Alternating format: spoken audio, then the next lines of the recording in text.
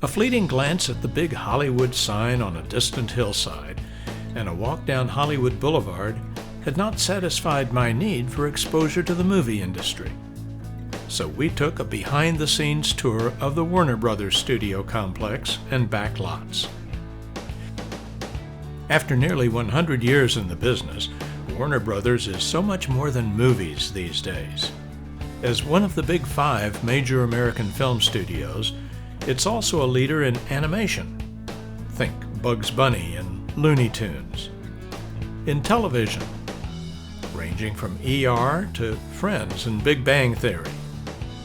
In comic books, such as DC Comics, and video game development, just to name some highlights. A busy production board showed shooting projects currently occupying 20 sound stages. You may recognize some of these shows. Some, like The Ellen Show, have live audiences, but it never occurred to us guys to request tickets.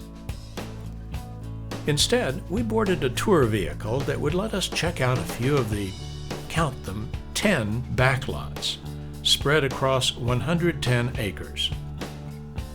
We passed by Stage 18, which was displaying a sign that said Closed Set. From the production board, we had learned that the new TV series Abbott Elementary was being shot there. But Stage 18 proudly displayed a long list of feature films and TV shows that had used this venerable soundstage since its construction in 1926. We did find a soundstage that was open, but it had been stripped bare, as is customary when a show wraps up its shooting. All sets and lighting had been removed, and the cavernous space was left ready for a new project to move in. We passed other sound stages, endlessly, I thought. Some even had special security posted outside. A tent had been erected outside this one, most likely for the caterer. Here's a large stage building that was being used for set construction, probably serving multiple projects. But we were tired of seeing closed doors, so we went in search of outdoor settings. Soon we found ourselves in the middle of a small town in which nothing was real. Parts of this town square had been used in hundreds of productions through the years. For fans of the TV show Friends, this fountain and sofa would be familiar from the opening credits. And like a magnet, it drew passing posers. Different facades created varied settings, sometimes side by side.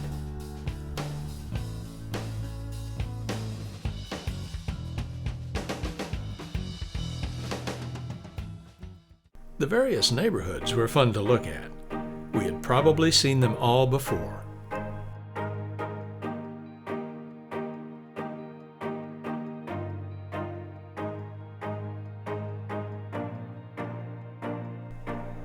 See any you'd like to buy?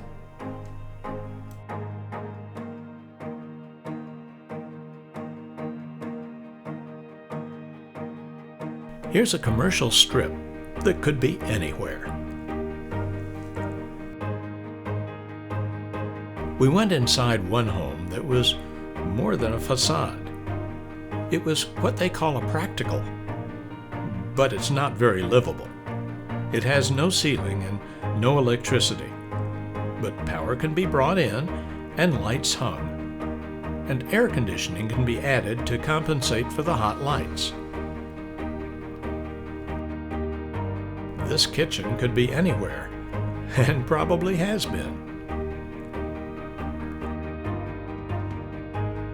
Now we're in New York.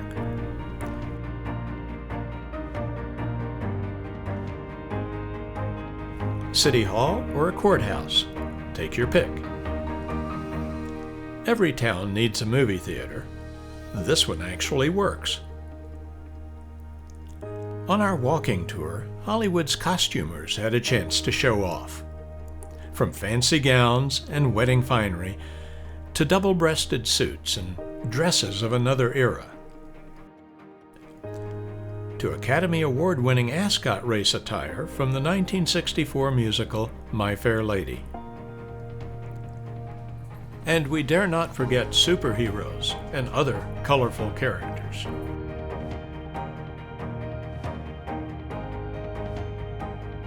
Have you noticed set designers seem to make sofas the focal point of apartment-based sitcoms? Welcome to the Big Bang Theory. I was fascinated with all aspects of movie magic.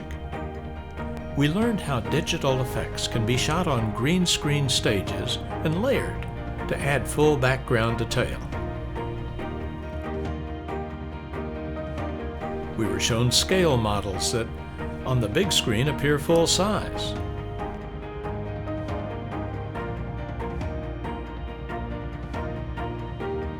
And if you are into Batmobiles, these are full size.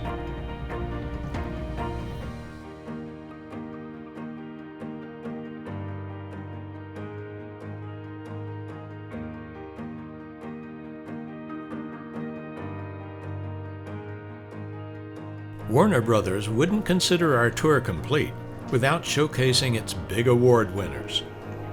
Here's a small sample of them.